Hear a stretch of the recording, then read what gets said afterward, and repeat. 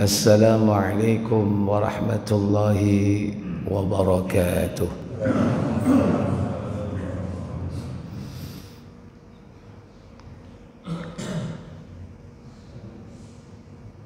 Alhamdulillahilladzi arsala rasulahu bil huda wa dinil haqq liyudhhirahu 'ala ad-dini kullihi wa kafa billahi shahida wa ashhadu an la ilaha illallah wahdahu la sharika lah wa ashhadu anna Muhammadan abduhu wa rasuluh. Allahumma salli wa sallim wa barik ala Muhammadin sallallahu alaihi wa ala alihi wa ashabihi wa man tabi'ahum bi ihsanin ila yaumiddin. Yaqulullahu tabaraka wa ta'ala ya ayyuhalladzina amanu taqullaha wa qulu qawlan sadida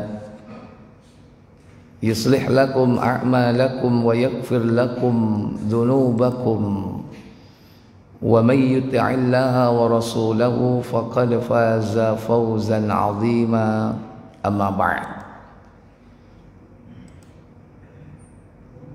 Bersyukur kita pada pagi yang berbahagia ini kita berjumpa kembali, dimudahkan oleh Allah bertemu di masjid ini, dimudahkan untuk mengerjakan ibadah kepada Allah tabaraka wa ta'ala, diberikan kita kesehatan dan nikmat iman serta Islam. Semoga Allah Jalla wa'ala tetap memberikan taufik, pemeliharaan keimanan kepada kita, taufik kepada amal soleh kita sampai kematian datang menjemput. Semoga Allah tabaraka wa ta'ala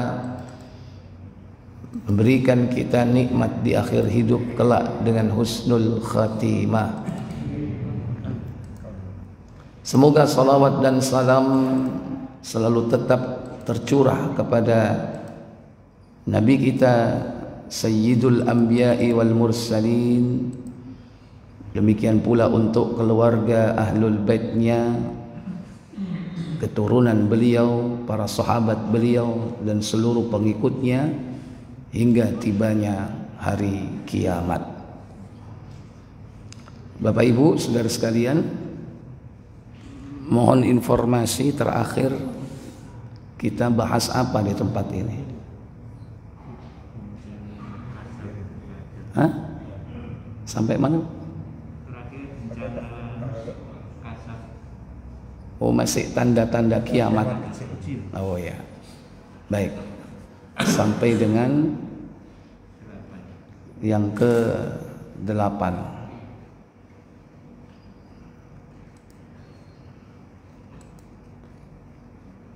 Berikutnya di antara tanda kiamat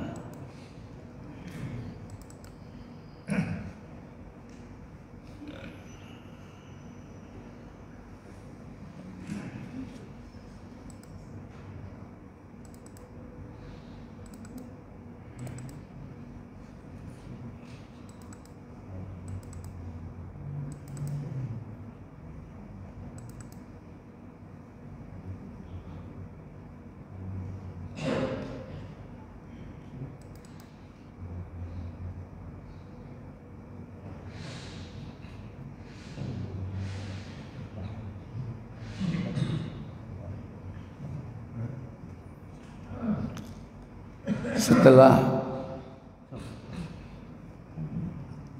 al-khusuf, pembenaman, kemudian al-masah atau perubahan wajah, al-mashu perubahan wajah, al-qadfu yaitu pelemparan batu. Ini nomor berikutnya.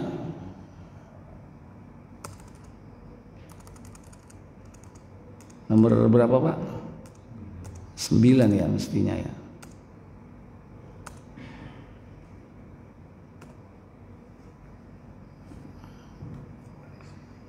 Baik.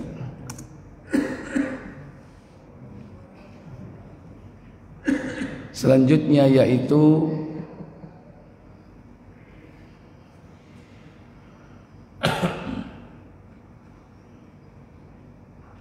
guncangnya nilai-nilai atau disebut dengan al-haraj di dalam Sahih At-Tirmizi di nomor 2200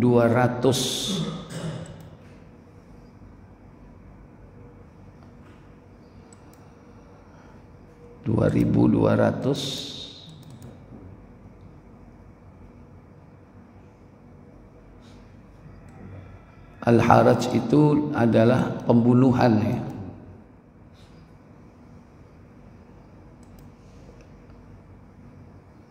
Ya, silakan. Dari Abu Musa Al-Asy'ari, Hammad menceritakan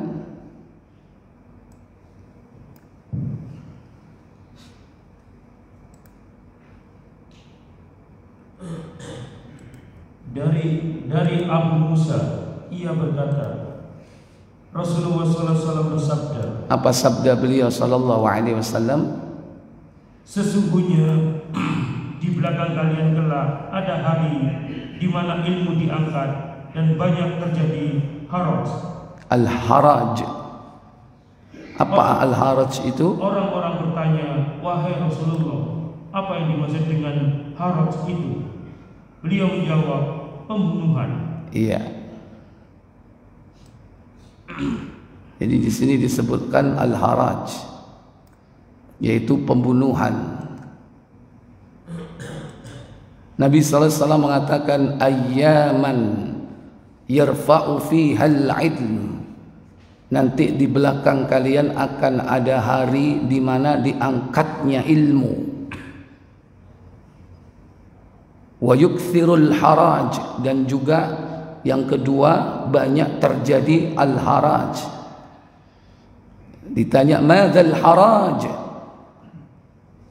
atau mal haraju, apakah yang disebut dengan al-haraj itu? Nabi sallallahu alaihi wasallam menyebutnya dengan al-qatlu, yaitu pembunuhan. Pembunuhan di sini bisa jadi konteksnya adalah peperangan, mungkin barangkali perang yang bukan atas nama agama ya, mungkin untuk merebut dunia. Contoh perang apa Pak itu Pak? Perang dunia pertama, perang dunia kedua itu atas nama agama atau bukan Pak? Memperebutkan apa itu Pak? Ya, berarti dunia. Yang kedua, pembunuhan bisa jadi di sini ya mungkin masalah-masalah yang berujung kepada pembunuhan yang bukan kaitannya dengan agama, tapi mungkin perampokan, penjarahan. Nah, kadang-kadang orang itu nekat membunuh, yakni orang yang mau dirampok. Yang ketiga, mungkin barangkali punya masalah pribadi, atau mungkin juga rebutan apa Pak? Cewek kayak pian liyane. Rebutan lahan apa? Lahan parkir, ya paten-patenan, atau hanya karena apa? Harga diri. Tempeng mate pote tolang, angok pote tempeng pote mata, angok pote nur. Apa itu? Ya itu. Apa artinya itu? Iya, maksudnya apa? Oh, apa? Mending daripada pote mata itu apa? Malu. Daripada malu mending mati. Ini prinsip-prinsip yang salah. Hanya karena malu gak jadi pejabat, ya kan, stres, akhirnya bunuh diri. Itu kematian, al-haraj.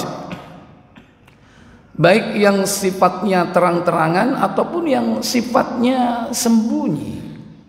Pembunuhan di sini kan mungkin ada unsur kesengajaan, ya. Pembunuhan itu terhadap orang lain atau bunuh diri termasuk pembunuhan terhadap dirinya sendiri. Baik terang-terangan dengan cara yang kasar atau dengan cara yang halus. Itu juga termasuk pembunuhan. Apa cara yang halus, Pak?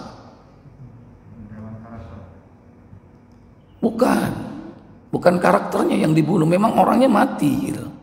Tapi halus.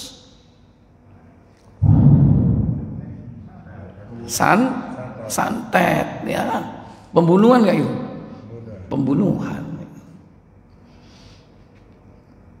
Kalau pembunuhan karakter, ya termasuk bagian dari pembunuhan, tapi bukan yang dimaksud al-haraj di sini, ya.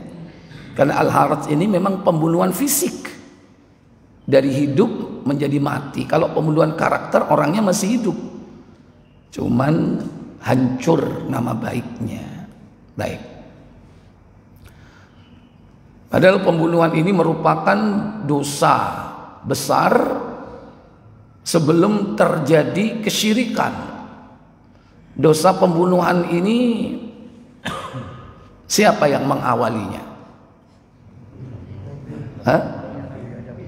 Siapa namanya? Ada yang mengatakan namanya Qabil, membunuh adiknya, yakni Habil. Itu dosa yang dilakukan oleh manusia pertama tentang masalah darah. Karena pertama kali kelak di akhirat yang akan ditanya masalah hubungan manusia itu masalah darah. Kalau masalah pertama yang berkaitan dengan ibadah, yang pertama ditanya oleh Allah salat. Itu hablum minallah, salat. Hablum minannas yang akan diadili pertama perkara hubungan kemanusiaan, hukukul adami, yaitu dam, perkara darah, yaitu apa? Pembunuhan. Maka sebetulnya kasihan Qabil itu. Setiap orang yang melakukan pembunuhan itu Qabil mendapatkan apa? Mendapatkan royalti. Yuk, royalti apa, Pak? Dosa, ya.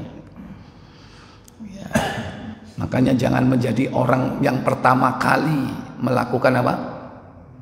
Perbuatan maksiat. Kalau pertama kali berbuat baik, orang itu akan mendapatkan pahala dari orang yang melakukan. Kata Nabi, man sanna sunnatan hasanatan, barang siapa yang mengerjakan sebuah kebiasaan sunnah yang baik, falahu ajruha wa ajru man amila biha, maka baginya mendapatkan pahala amal solehnya itu dan pahala orang-orang yang mengamalkan sesudahnya, ghaira ayyanqusa min ujurihim syai', tanpa mengurangi sedikit pun pahala orang yang berbuat kebaikan sesudahnya itu. Itu kalau kebaikan. Kalau keburukan sama, man sanna sunnatan sayyi'atan falahu wizruha wa wizru man amila biha ghaira ayyanqusa min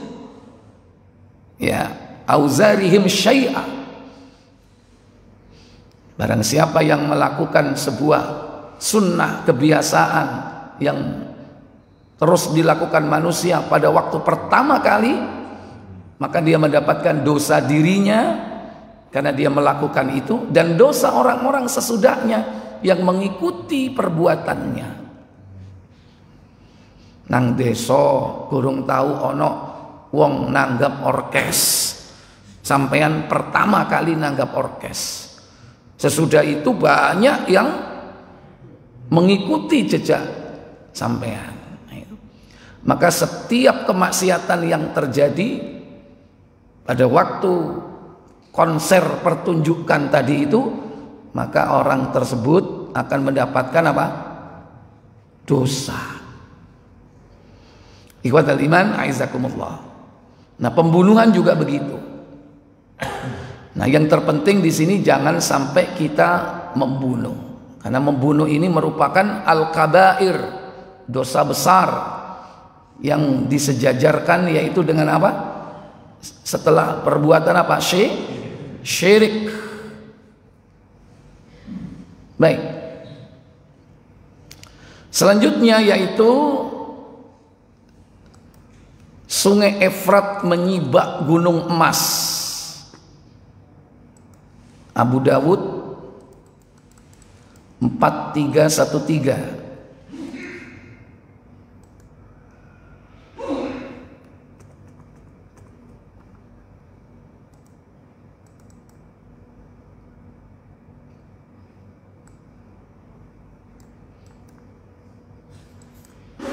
Ya, silakan.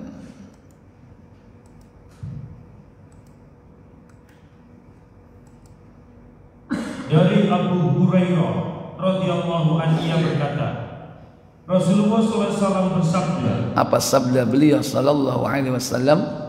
Nyaris ketika datangnya hari kiamat akan ditemukan harta tersimpan dari emas di sungai Efrat. Orang yang menemukannya hendaknya tidak mengambil apapun darinya. Ya. Nabi sallallahu alaihi wasallam mengatakan yushikul furatu ayyahsira an kanzin min dahab. Hampir saja, yakni sungai Efrat itu mengeluarkan harta yang tersimpan di dalamnya min dahabin, dari jenis apa? Emas. Kita tidak tahu emas di situ emas yang sudah diolah ataukah memang emas yang belum diolah, wallahu a'lam. Di sini disebutkan yakni sungai Efrat. Di mana letak sungai Efrat, Bapak Ibu? Di Irak. Di Irak itu ada sungai Efrat, ada sungai Tigris. Tapi yang disebut di sini sungai Efrat.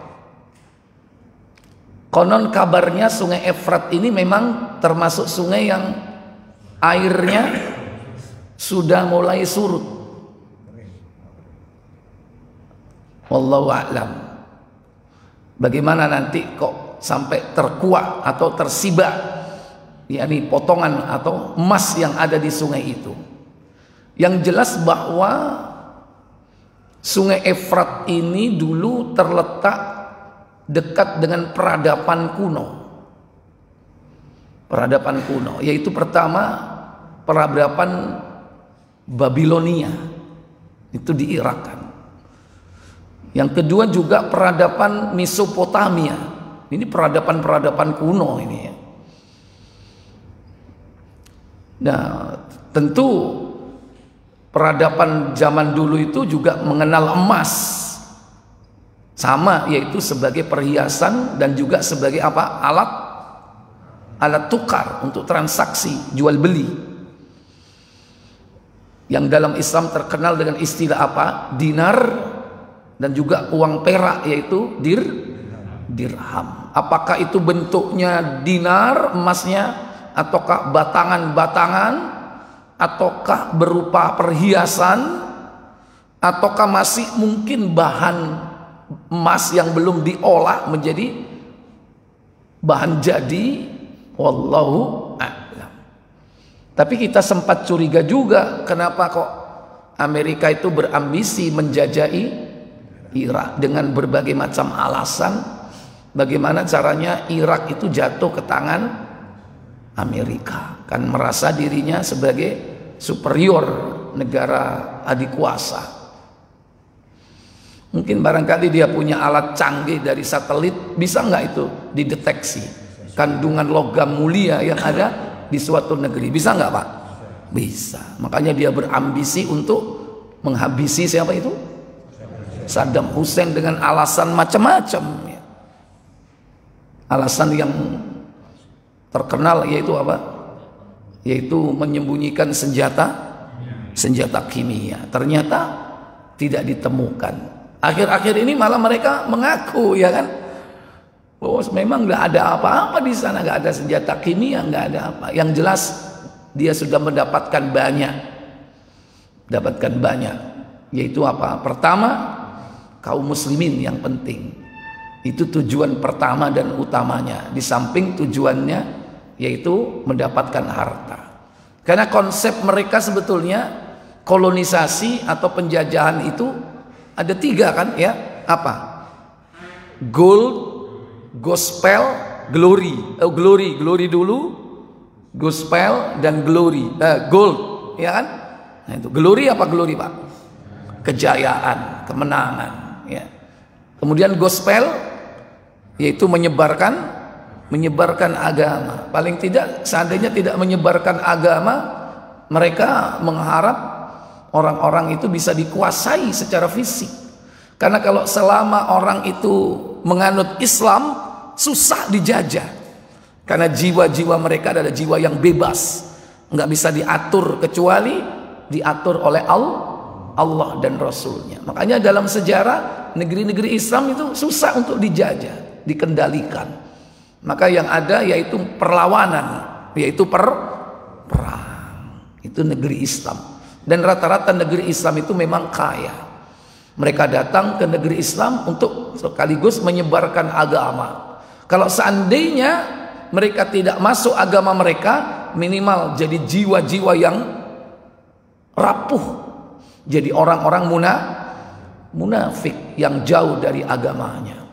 Makanya Allah katakan dalam surah Al-Baqarah 120, "Walan tardha 'ankal yahudu walan nasara hatta tattabi'a millatahum." Orang-orang Yahudi dan Nasrani tidak akan ridha, tidak akan rela kepada kalian semua hatta hingga kalian tattabi'a millatahum, yaitu mengikuti millah, yaitu jejak langkah mereka. Seandainya tidak murni masuk kepada agama mereka, minimal mengikuti tradisi dan budaya mereka. Baik. Nah, itulah keadaan yang sudah terjadi. Adapun yang ini wallahu a'lam. Muncul kelihatan secara fisik ya, dengan mata kelihatan emas. Kapan itu terjadi? Wallahu a'lam. Yang penting pesan Nabi di sini. Faman hadarahu fala ya'khud minhu syai'a. Maka janganlah kalian, maka barang siapa yang datang ke tempat itu, hadir di tempat itu, entah mungkin kebetulan dia hadir di sana, atau mungkin dia memang asli penduduk sana, tapi dia seorang muslim yang tentu taat kepada Allah dan Rasul, maka janganlah fala ya'khud minhu syai'a, jangan mengambil sedikit pun dari emas itu. Kenapa? Karena pasti akan terkena fitnah. Dalam riwayat yang lain, nanti akan datang di tempat itu 1000 orang. 999 itu mati, cuman 1 yang selamat. Dan orang yang datang ke tempat itu, seandainya mendengarkan hadis itu, dia merasa dirinya adalah yang 1 yang selamat gitu. Wah, aku pasti sing selamat datang ke sana ya, ternyata juga mati. Ya pasti akan memperebutkan harta simpanan berupa emas ini. Baik, ini sinyalemen Nabi SAW yang mungkin belum terjadi ya. Kemudian selanjutnya yaitu yakni keluarnya harta kekayaan alam yang terpendam. Coba di Tirmidzi, naik lagi ke atas 2208.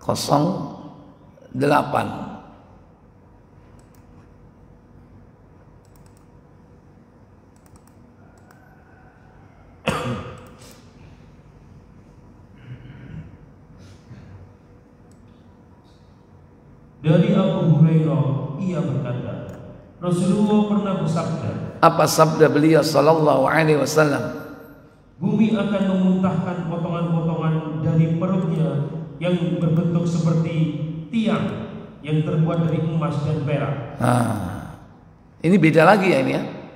Kalau ini umum, bukan di Efrat saja. Ini bisa jadi terjadi di negeri yang lain, tidak di Jazirah Arab. Ya. Terus kemudian beliau melanjutkan, lalu datang seorang pencuri dan berkata, apakah karena mencuri ini tanganku dipotong? Lalu datang seorang pembunuh dan berkata, karena ini aku membunuh. Lalu datang seorang pemutus silaturahmi dan berkata, karena ini aku memutuskan tali silaturahmi. Kemudian mereka pergi meninggalkannya, yaitu tiang dari emas dan perak itu, dan tidak mengambil sedikit pun darinya. Iya, ini yang sadar kali ya. Nih. Bumi akan memuntahkan potongan emas dari perutnya. Ini bisa diartikan secara hakiki. Hakiki itu memang berupa emas dan perak gitu. Karena Nabi SAW beliau sudah mengenal benda ini. Zaman dulu sudah ada nggak emas dan perak? Kalau di sini mungkin barangkali bentuknya yang lain, berupa potongan-potongan dari perutnya yang berbentuk seperti apa? Seperti tiang. Disebutkan di sini, yakni taqiul ardu aflada kabidain amsalil ustuan. Di sini disebut al-ustuan, yaitu seperti tonggak atau tiang. Kabidiha amsalan al-ustuan, seperti tiang. Ini bisa diartikan secara hakiki memang akan terjadi seperti itu. Tapi mungkin otak kita hari ini nggak nyampe ya. Nanti kayak apa dan dari mana kok bisa berbentuk seperti itu? Atau mungkin barangkali juga bisa diartikan secara majazi. Artinya mungkin sudah dimulainya fase apa? Eksploitasi sumber daya alam berupa apa? Emas dan perak secara besar-besaran dengan teknologi ya, yang hasilnya itu luar biasa, Bapak Ibu. Kalau dulu mungkin konvensional, penambangan secara konvensional, digali kemudian diapakan? Diayak ya, pakai air ada, nah, kemudian diolah. Dan cara-caranya konvensional. Sekarang dengan teknologi, sehingga orang mendapatkan emas itu berlimpah. Termasuk di negeri kita. Maaf, di negeri kita ini di mana Pak yang banyak emasnya Pak? Katanya ada yang lebih banyak dari itu Pak. Di mana Pak? Wallahu a'lam ya. Atau memang mungkin disembunyikan atau bagaimana, wallahu a'lam. Dulu aja yang di Irian itu aja, mana Freeport itu katanya dulu kan PT-nya bukan emas ya, apa tembaga ya kan, ngomongnya tembaga ya. Padahal tembaga itu ya mungkin kotorannya atau mungkin ya barangkali yang ditonjolkan tembaganya, tapi yang sebetulnya lebih besar di situ adalah emas. Lalu datang seorang pencuri dan berkata, atau karena inilah aku dipotong tangan karena sebab mencuri apa di situ? Mencuri emas. Artinya dipotong di sini dihukum. Bisa jadi betul dipotong tangannya, atau mungkin dia dihukum dengan cara yang lain. Karena bisa jadi negeri itu tidak melaksanakan apa? Hukum syariat. Negeri yang masih menerapkan syariat potong tangan ini di mana Pak?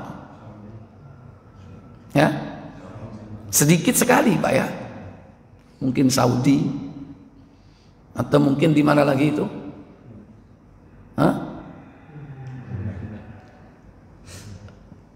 Yang barusan memenangkan peperangan dengan Amerika itu apa namanya Pak? Itu kan dari dulu terkenal menerapkan hukum Islam ya. Rajam itu mereka terapkan. Sampai dulu ada itu tahun berapa? Sampai ada di-upload di YouTube ya. Kemudian tak cari lagi, nggak ada itu. Hukuman rajam yang dilakukan oleh orang-orang Taliban ya. Nah, di Afgan itu. Dan hukum potong tangan ini kan merupakan solusi yang terbaik untuk menciptakan keamanan dan ketertiban masyarakat. Keamanan dan ketertiban. Dan ini tugas apa Pak? Istilah keamanan dan ketertiban ini. Ya, tugas penegak hukum di sini ya. Baik. Dalam Islam itu orang dipotong tangan itu kalau mencuri sebanyak nisab. Minimal nisabnya itu 3 dirham. Bukan dinar Pak ya, dirham. Dirham itu uang perak. 3 dirham itu berarti kalau 1 dirham 100.000 berapa Pak? 300.000 itu sudah bisa dipotong tangan Pak. Berarti nek nyolong HP potol nggak tangan itu? Mestinya potol. Mestinya gitu. Nek nyolong ayam dulu ayamnya lu memang beda ayam. Yang hidup sama yang mati lebih mahal mana Pak? Hidup dua jago mahal ya. Ada yang sampai jutaan, tapi kalau udah mateng jadi ayam bakar nggak sampai 1 nisab ya, nggak ada yang sampai 300 mungkin ya, mungkin 100.000 150 udah mahal. Jadi 1 nisabnya yaitu 3 dirham. Nah, ini. Kalau ini ditegakkan pasti orang takut Pak. Kenapa? Karena hukuman ini membekas. Orang lihat lu tangannya podol. Cacat dengan dihukum itu bentuk potongannya beda nggak? Beda. Kalau mencuri lagi dipotong lagi tangannya, mencuri lagi dipotong lagi. Tangan habis dilanjutkan kemana? Kakinya. Lama-lama buntung. Yo cek kobre ya. Udah dipotong, udah dihukum masih mencuri. Itu mencuri mungkin yang sedikit. Kalau seandainya mencurinya miliaran Pak, ya yang dipotong apanya Pak? Nah itu tergantung hakim di negeri itu. Walaupun secara lugas tidak disebutkan ya berapa plafon atau mungkin berapa jumlah yang harus dihukum mati, itu nggak disebutkan tegas di situ. Yakni lihat madorotnya, besar kecilnya madorot yang terjadi dengan pencurian itu. Dan termasuk duit siapa yang dicuri, itu nanti tergantung keputusan hakim. Kalau yang pasti dibunuh yaitu apa? Yaitu pembunuhan, itu pasti dibunuh.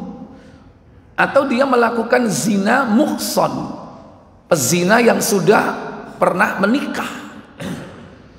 Atau yang sejenis dari zina, yaitu apa? Liwat ya. Liwat itu apa? Liwat itu homo, itu sama hukumannya, harus dibunuh. Ada yang mengatakan dirajam, ada yang mengatakan hukumannya dijatuhkan dari langit, bukan dari langit ya, dari tempat tinggi ya, ke bawah dilemparkan, kemudian dilempari batu. Mengkiaskan dengan hukuman Allah kepada kaum Nabi Lut. Kan itu diangkat, itu kaum Nabi Lut diangkat ini, kemudian dibalik gitu. Kemudian dilempari batu setelah itu sama Allah Jalla wa'ala. Itu pembunuh hukuman mati bagi pelaku liwat. Liwat itu dari kata Lut. Lut itu kan nabi, ya kan? Liwat itu maksudnya perbuatannya kaum Lut, yaitu liwat, diplesetno liwat buri, ya. Lalu datang seorang yang membunuh, mungkin karena inilah aku dibunuh. Yang ketiga, datang orang yang memutus silaturahmi, dan dia berkata, mungkin karena memperebutkan harta inilah aku memutuskan silaturahmi. Dan banyak, bukan hanya perkara ini. Kadang orang itu putus silaturahmi hanya urusan karena harta. Contoh rebutan warisan. Orang putus silaturahmi, padahal saudara, ya, masih ada hubungan rahim. Karena silaturahmi itu menyambungkan hubungan rahim. Kalau qati'ur rahim, memutus rahim, yaitu memutus hubungan silaturahmi. Kemudian mereka pergi meninggalkannya, yaitu tiang dari emas dan perak itu. La ya'khuduhu syai'an, dan dia tidak mengambil sedikit pun minhu, darinya. La ya'khuduhu minhu syai'an, ditinggalkan. Berarti dia sadar. Ini sebabnya orang saling bunuh-membunuh, memutus silaturahmi, dan juga mengambil hak orang lain dengan cara batil. Kira-kira ini sudah terjadi atau belum, Pak? Ya, mungkin terjadi dalam skup yang kecil barangkali, belum menyeluruh. Atau sudah terjadi, memang Nabi menyebutkan ini terjadi tidak menyeluruh, ada di suatu tempatnya. Beda dengan hadis sebelumnya, itu secara spesifik Nabi menyebutkan tempatnya di mana. Kalau ini tidak disebutkan tempatnya, berarti berlaku umum. Wallahu a'lam. Berikutnya, yaitu kota Madinah akan terkepung. Abu Dawud 4299. Kota Madinah berapa tadi? 4299.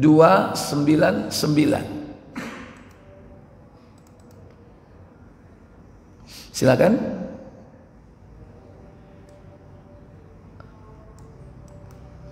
Ada tempat di sana bernama Ghutah.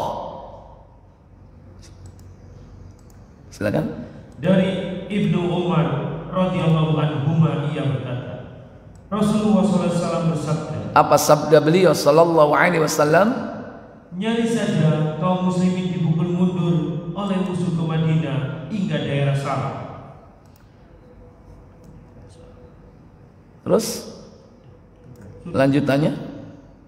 Dari Az-Zuhri, ia berkata, Salah adalah sebuah tempat dekat Khaybar. Terus 4298 4299, ya. An Abi Darda, dari Abu Darda, anna Rasulullah sallallahu alaihi wasallam qala, bahwasanya Rasul sallallahu alaihi wasallam bersabda, inna fustatal muslimina, sesungguhnya saat terjadinya perang yang agung, fustatal muslimina, pangkalan pasukan kaum muslimin, bil Ghutah, berada di daerah Ghutah. Ini benteng terakhir, ya, benteng terakhir kaum muslimin. Kapan itu terjadi? Yaumal malhamah, yakni ketika terjadi peperangan.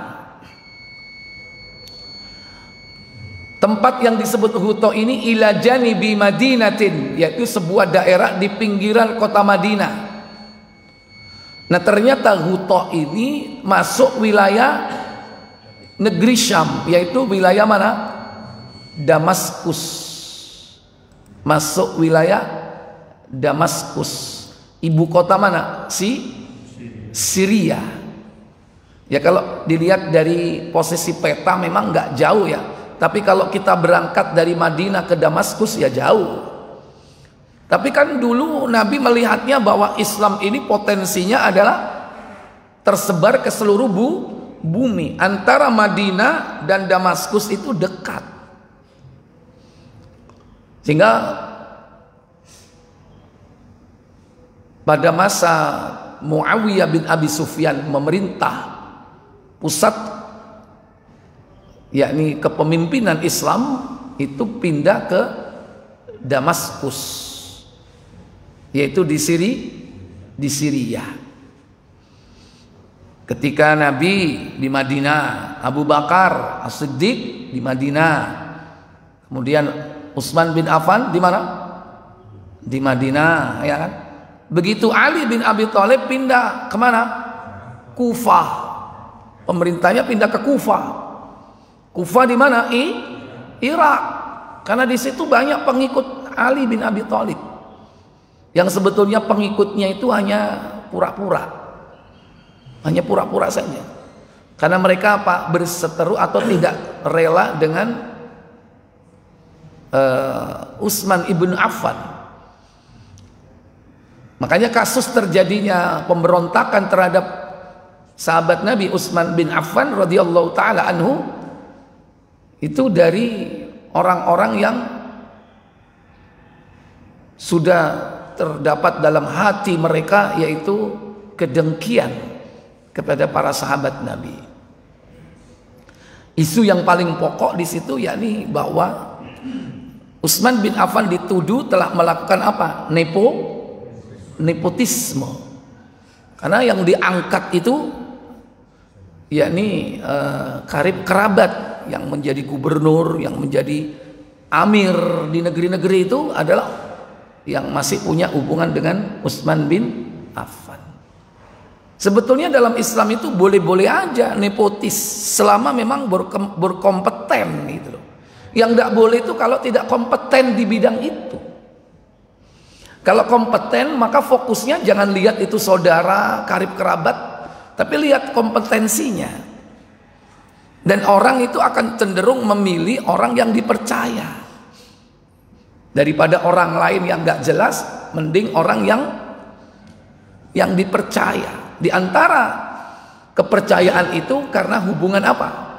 Hubungan dekat. Dari nasabnya, oh ini iki sepupuku iki misanan iki. Bapake wong alim iki lah, ya kan. Dan dia memang profesional di bidang itu. Nah, yang enggak boleh itu nepotisme yang tanpa dasar profesionalisme. Asal karib kerabat, asal saudara, enggak punya keahlian di bidang itu ditaruh di situ. Nah, itu yang enggak boleh. Nah, fitnah seperti ini sudah muncul, alasan nepotisme itu sejak ini pemerintahan Utsman bin Affan. Padahal kita tahu kan Utsman bin Affan sahabat Nabi yang dijamin surga di antara Khulafaur Rasyidin. Dan beliau mati syahid, dibunuh oleh para bugot pemberontak ketika itu. Dan pembunuh-pembunuh Utsman ini akhirnya apa? Berlindung di balik siapa? Kepemimpinan Ali bin Abi Thalib. Sebetulnya dia cari apa? Cari selamat supaya apa? Supaya tidak dieksekusi. Karena tuntutan balas dari siapa? Dari keluarga Utsman bin Affan. Karena keluarga Utsman bin Affan menuntut balas itu. Termasuk keluarga Utsman bin Affan yaitu siapa? Muawiyah bin Abi Sufyan yang berada di Damaskus, ibu kota Syria sekarang ya. Dulu Damaskus. Makanya berseterulah karena provokasi dari orang-orang di balik ini, berseterulah antara siapa? Ali dan Muawiyah. Muawiyah bin Abi Sufyan menuntut balas atas kematian Utsman bin Affan. Makanya Muawiyah nggak mau berbaiat kepada Ali. Sementara Ali tidak, seakan-akan tidak mencari siapa pembunuhnya, seakan-akan padahal beliau sudah merencanakan siapa orang-orang yang terlibat di dalam pembunuhan Utsman. Tapi beliau melakukannya secara hati-hati, ya. Bisa dikatakan juga sembunyi-sembunyi. Tapi yang ini nggak serantang gitu, dan segera gitu loh. Maka terjadilah apa? Peristiwa tahkim, ya, yakni antara grup Muawiyah dan Ali bin Abi Thalib. Dari keputusan tahkim inilah akhirnya nyempal orang-orang yang disebut dengan Haruri, karena mereka pergi ke Harura suatu negeri, atau di Nahrawan. Mereka militer semua, ya. Pasukan itu sebanyak berapa? 12.000. Mereka lah inilah yang kemudian disebut dengan apa? Khawarij. Dia keluar dari kepemimpinan Ali dan keluar dari kepemimpinan Muawiyah. Dan dia membuat gerakan di bawah tanah untuk bikin onar di negeri-negeri kaum muslimin. Sekalipun nanti akhirnya sebagian dari mereka ada yang bertobat kembali ke jalan yang benar, tapi separuh dari mereka pun dihabisi oleh Ali bin Abi Thalib. Nah, itu di Kufah pemerintahan saat itu. Kemudian setelah itu jatuh ke tangan putranya, siapa? Hasan. Hasan tidak lama memerintah sebagai khalifah, hanya berapa? 6 bulan saja. Setelah itu diserahkan kepada siapa? Muawiyah bin Abi Sufyan. Dan itu dikabarkan oleh Nabi, cucuku ini adalah pemimpin pemuda surga. Dia pemimpin pemuda surga. Siapa? Hasan ini. Kenapa? Dialah yang mendamaikan kekuatan besar dari kaum muslimin, yaitu antara kelompok Ali dan kelompok Muawiyah. Ini berdamai. Kenapa? Diserahkan kepemimpinan itu kepada Muawiyah. Setelah diserahkan kepada Muawiyah, dan Muawiyah ini memang lama memiliki jam terbang dalam memimpin Damaskus, karena beliau itu memang diutus oleh Nabi ke negeri Syam. Sejak zaman Nabi beliau sudah di sana, Muawiyah itu. Akhirnya kaum muslimin merujuk kepada kepemimpinan Muawiyah bin Abi Sufyan. Cuman sistem pemerintahnya berubah dari kekhilafaan menjadi apa? Monarki, yaitu kerajaan. Nah, itu di Damaskus. Nah, adapun kabar seperti ini yang disampaikan oleh Nabi ini akan terjadi yang dimaksud, yakni saat dimana kaum muslimin nanti terjadi malhamah kubro. Malhamah itu peperangan besar yang akan terjadi di akhir zaman. Dia adalah salah satu kota terbaik di negeri Syam, yaitu kota apa? Damaskus. Negeri Syam itu kalau dulu itu meliputi pertama Palestina, kemudian Syria, dan ketiga yaitu Yordan. Dan ketiga, yang keempat Lubnan. Lubnan itu apa? Libanon. Lubnan, Urdun itu apa? Sampean kan tahunya Yordan. Lubnan, Urdun, Filistin, kemudian yaitu apa? Syria, ya. Yaitu ibu kotanya yaitu Damaskus. Kemudian berikutnya dari Abdullah bin Umar radhiyallahu taala anhuma, bahwasanya Rasul sallallahu alaihi wasallam bersabda, nyaris saja kaum muslimin dipukul mundur, yakni oleh musuh ke Madinah hingga daerah yakni Salah. Wallahu a'lam. Ini kapan terjadinya?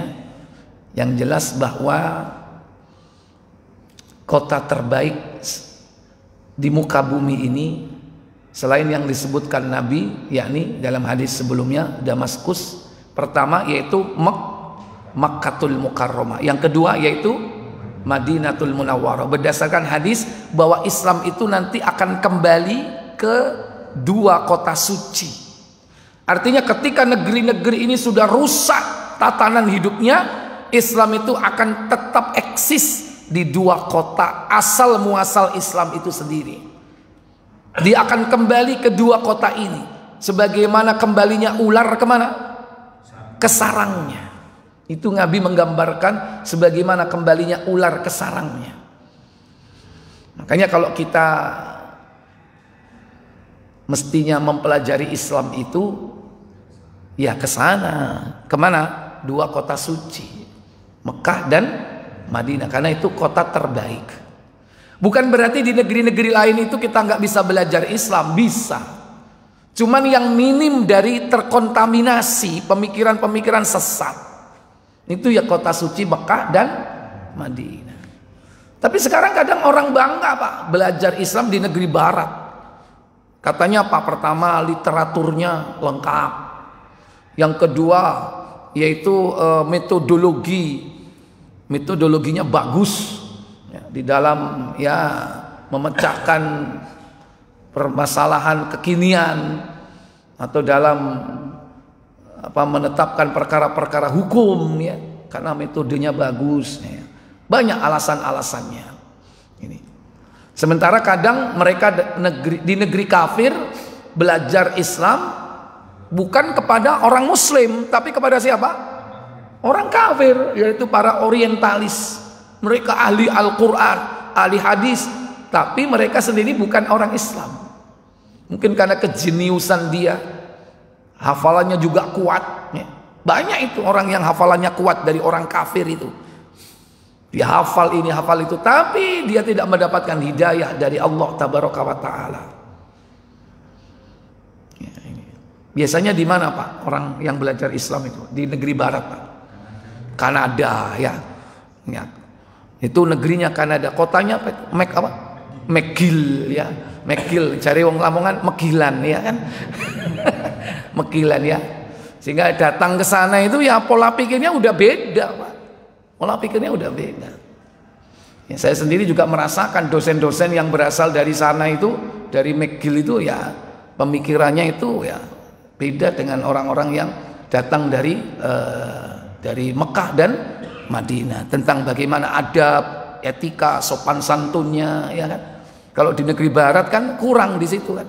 Belum lagi nanti pemikiran-pemikiran subhat yang itu sangat berbahaya, bisa meracuni yakni mahasiswa-mahasiswa kalau itu diterapkan. Wallahu a'lam ya. Tapi bukan berarti semua yang dari sana jelek Pak ya. Tapi kalau ada yang istiqomah, dia memang dari pondok pesantren, basic agamanya kuat ya, dia balik dari negeri itu tetap istiqomah juga ada ya. Wallahu a'lam. Nah, ini diantara tanda-tanda kiamat yang disebutkan dalam beberapa riwayat hadis. Wallahu a'lam. Mungkin ini yang bisa saya sampaikan sebagai pengantar pagi ini. Sebelum saya tutup, silakan kalau ada pertanyaan, saya berikan waktu kepada Bapak Ibu untuk menyampaikannya. Silakan.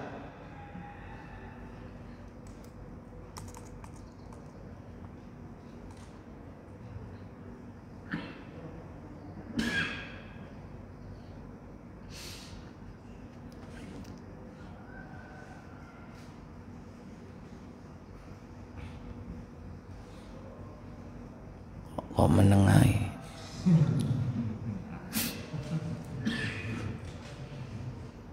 Baik, insya Allah nanti yang akan datang kita akan bahas tanda-tanda berikutnya, dan kita akan memasuki yaitu asyratus sa'ah, tanda besar.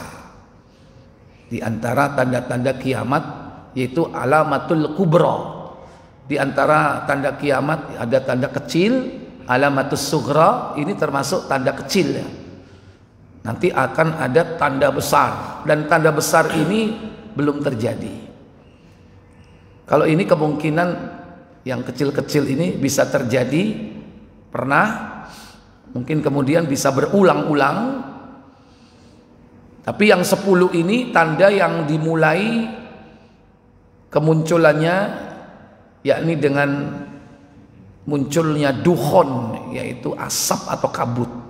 Dan kalau itu sudah muncul, tanda-tanda berikutnya itu akan begitu bercepatnya itu mengikuti ya. Seperti lepasnya manik-manik yang dirangkai. Kalau bahasa kita itu apa? Rangkaian apa itu? Tasbih ya kan? Tasbih kalau dipotong talinya akan apa?